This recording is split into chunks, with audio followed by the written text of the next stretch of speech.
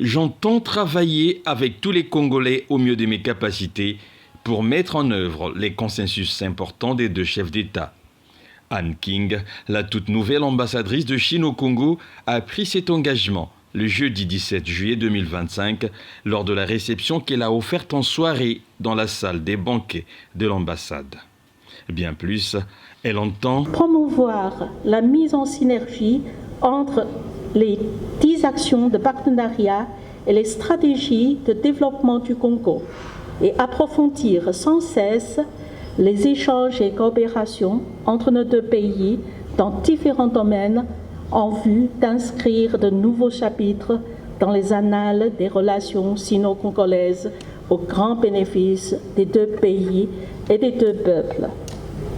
Dans le même temps, je continuerai d'œuvrer avec mes collègues de l'ambassade pour mettre en pratique la diplomatie au service du peuple et offrir des services et des protections de qualité aux ressortissants et entreprises chinois au Congo. Cette soirée ouverte avec les hymnes nationaux des deux pays a été entourée d'une grande solennité.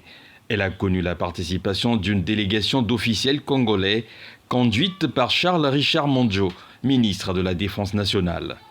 Tout un symbole, puisque cette soirée, au-delà d'être celle d'une solennelle sortie diplomatique de Han King, a été aussi dédiée à la commémoration du 98e anniversaire de la fondation de l'Armée populaire de libération de Chine. Depuis sa fondation, l'Armée populaire de libération, sous la direction du Parti communiste chinois, en surmontant les obstacles au prix d'énormes sacrifices, a contribué solidement à la fondation de la Chine nouvelle, à la préservation de la souveraineté et de l'indépendance du pays, et à la grande cause de la modernisation nationale.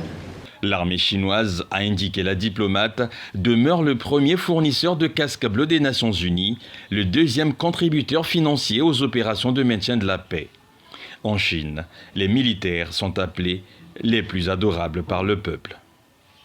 L'ambassadrice Han King est arrivée au Congo le 29 juin dernier.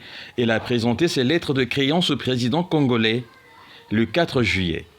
Elle a salué l'hospitalité des Congolais et s'est dit marquée par l'environnement agréable du pays, ainsi que l'immense potentiel de développement de celui-ci.